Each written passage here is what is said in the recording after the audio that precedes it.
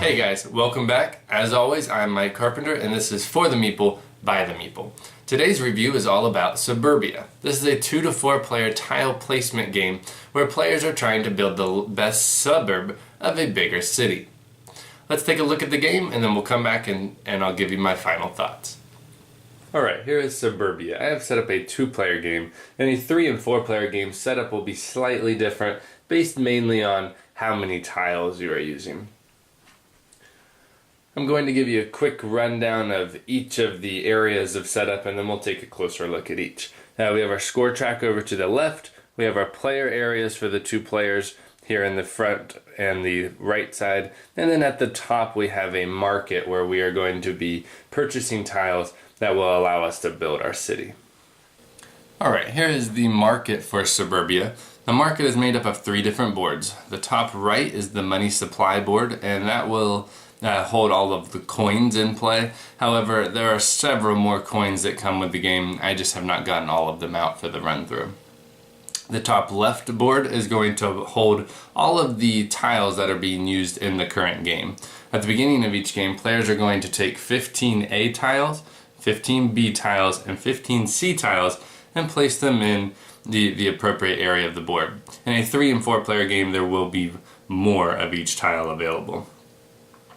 The C stack is also going to receive a 1 more round tile, and that tile is going to be shuffled into 6 random C tiles and then placed on the bottom of the C stack.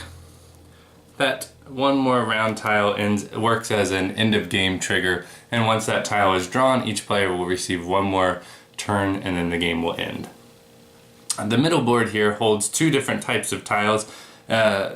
Here at the top, the green, yellow, and gray tiles are also, there are 4 copies of each of these types of tiles, and they will be available at all times for players to purchase. They're cheaper than most of the other tiles and allow a player an opportunity to do something on their turn.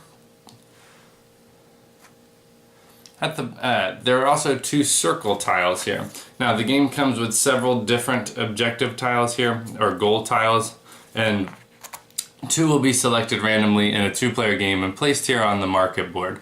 Players are going to be attempting throughout the game to complete these goals. So in this case, the investor goal tile requires a player to have the highest income at the end of the game, and they will receive 15 popularity or points.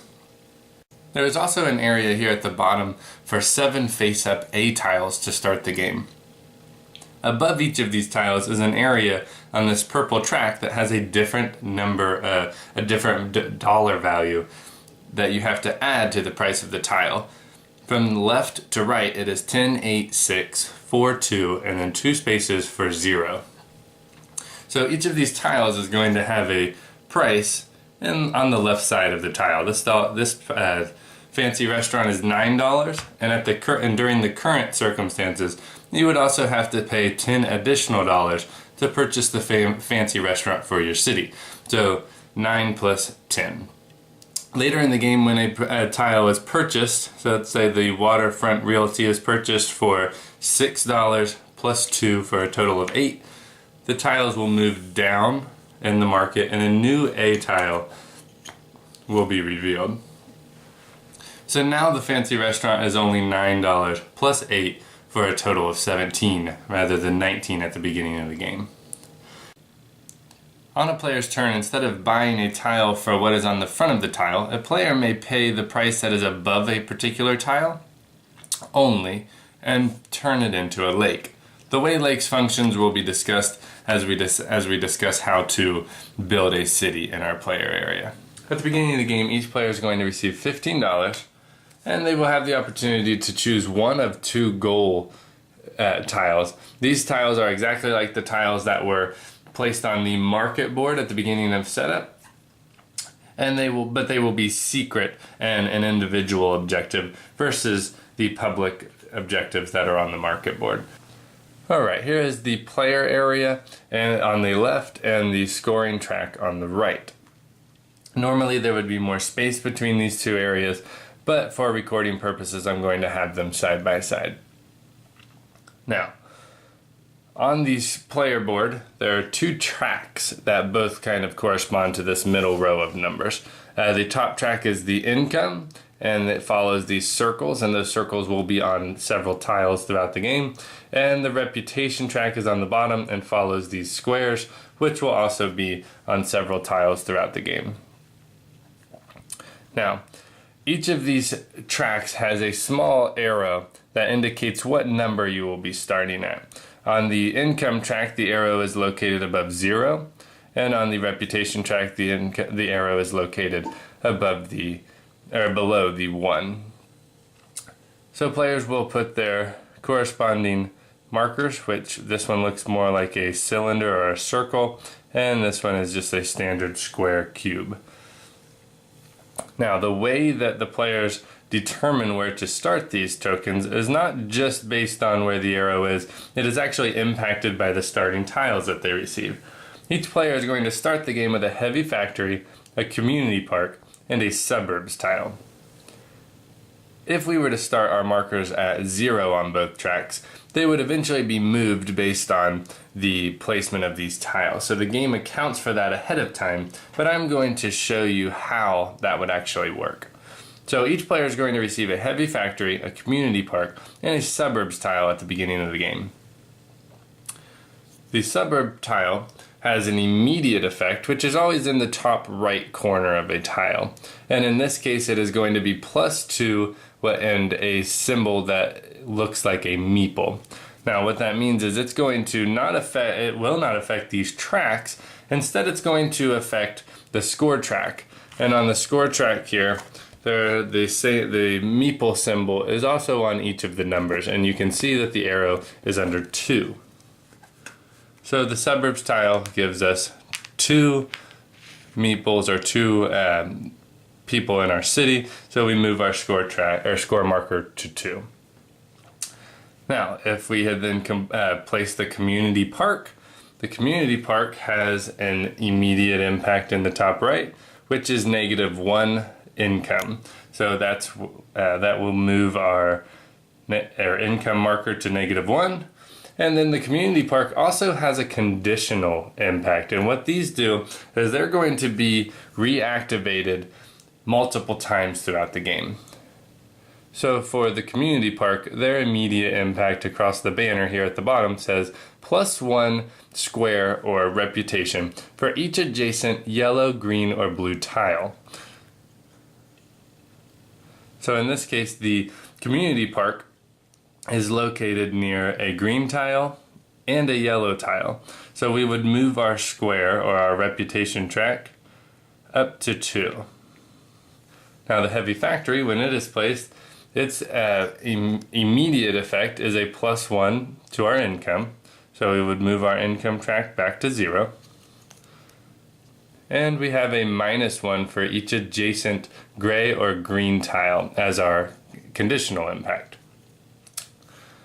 So since the heavy factory is located near the community park and the community park is gray, we will take 1 from our reputation.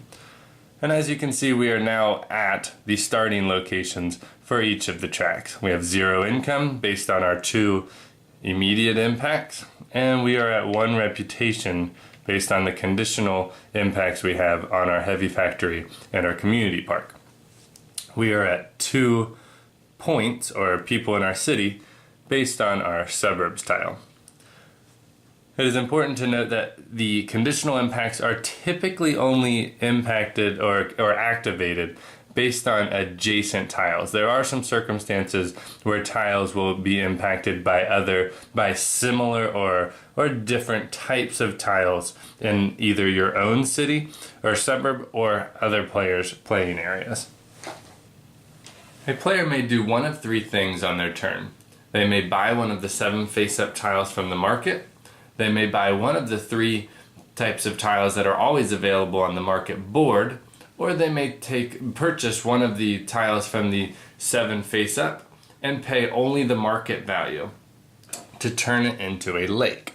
To turn a tile into a lake, they will flip it to the backside, which will always be blue and look like water, and then place that lake in their city. a player is going to receive $2 for each adjacent tile that the lake is touching. So in this case, the player would receive $4 total, 2 for the heavy factory and 2 for the community park. A player will take $4 from the supply immediately. That does not impact the income track.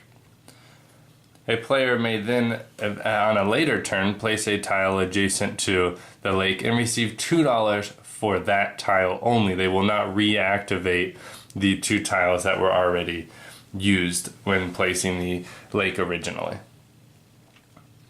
Now, based on immediate effects and conditional effects, these score tracks at the bottom are going to move. So throughout the game, if a player were to ever get to 2 on their income track and let's say 4 on their reputation track, a player is going to receive $2 from the supply at the end of their turn and 4 people on the score track. So this player would go from 2 to 6. Another big factor in the game is the score track. Now, the score track has red lines scattered throughout, and each time a player passes a red line, they're going to have to drop their income marker and their reputation marker back 1 space. Players are going to continue to purchase tiles from the market and place them in their city as the game progresses.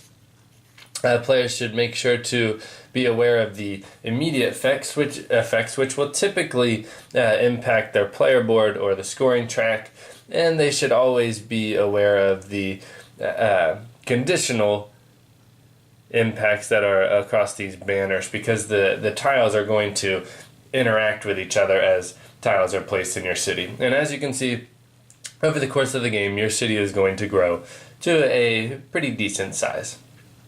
Once the one more round tile is drawn from the C stack, each player is going to get 1 more turn, and then players will account for whether they have achieved their goals at the beginning of the game. They'll see which players have managed to win the public goals that are on the market board, and then players will see who is the highest on the scoreboard, and whoever is furthest along in the track is the winner of the game. Suburbia is considered one of the better city building games on the market, and I can understand why. It takes just 2 simple mechanisms, tile drafting and tile placement, and implements both in a very nice way. The tile drafting mechanism, where the tiles are going to come out at a high value and then, or high cost, and then drop in value as the market shows that there's no demand for the tile, is very nice. It makes the game flow smoothly, and it makes that mechanism more engaging and thought-provoking. The tile placement mechanism, look, there's only so many ways you can place a tile in a game, but this one does a good job of not making it too easy. You have to consider where you're putting the tiles, because the tiles function with each other so well in this game. If you put some thought into your tile placement, you will do much better than someone who's just haphazardly placing the tiles around all around their suburb. Now, both mechanisms are able to incorporate or put in a little feel of theme, but not a lot. The game is pretty dry, but the mechanisms put a little bit of theme in there where you can kind of feel it and kind of buy into the idea of building your city thematically or sensibly. Now, there is a lot of upkeep in this game. You have to make sure you are paying attention to the immediate effects, the conditional impacts, the making sure your score tracks are taken care of correctly. Make sure you're taking your income and reputation at the end of the game. Make sure you're not missing one of the tiles in somebody else's suburb that is impacted by the tile you just placed. There's a lot to keep in mind as you are completing your turn for such a simple turn. I'm taking a tile, I'm placing the tile, but then I have to make sure I do a ton of different things to make sure that I'm not missing something that can impact the score of the game. So the upkeep's a little bit of an issue to me. It's not the biggest thing. It doesn't break the game. It doesn't cause me to not like the game. I think the harsher criticism of the game from the people that I play it with is that it's just a little too dry and thinky for the amount of time you have to put into it. It's not the longest game in the world, but it can make the game can feel maybe like it outstays its welcome just a tad, not too much, and not every play. So for me personally, I think the game is very good. I enjoy city building games quite a bit, and I do like to play this game any opportunity I get. So I give it a 7.5 because I personally think it is a very strong game. It's very well designed. I don't see any flaws in the design other than if you consider upkeep to be a little fiddly and kind of a nuisance. So 7.5 for me on Suburbia. Definitely a game to consider if you haven't already tried it and you like city building games. This is definitely one of the better ones in my opinion, because it takes two mechanisms and does them really well and gives you a lot of game out of a very small number of mechanisms. So Suburbia, give it a try if you're interested. It's definitely worth your time. As always, thank you for watching. If you have any comments, leave them below, and I will see you again next time. Thanks.